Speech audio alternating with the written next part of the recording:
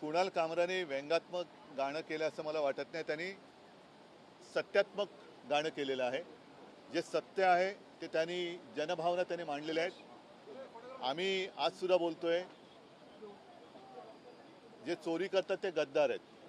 आणि पहिल्या प्रथम मी महाराष्ट्राच्या जनतेला स्पष्ट करू इच्छितो की काल कामराच्या इथे जी काही तोडफोड केली ती शिवसैनिकांनी केलेली नाही.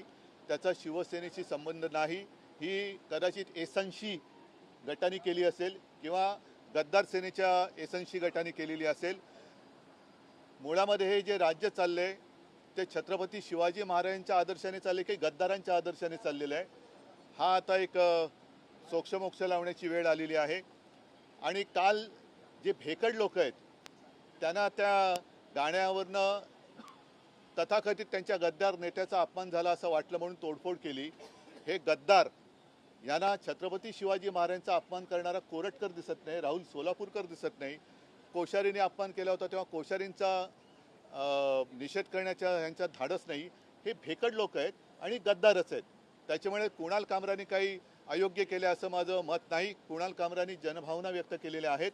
आणि मुख्यमंत्री महोदयांना मी सांगू इच्छितो की न्याय सगळ्यांना सारखा पाहिजे. नागपूरच्या दंगलीमध्ये ज्यांचं नुकसान झाले त्यांना नुकसान भरपाई तुम्ही देणार आहात.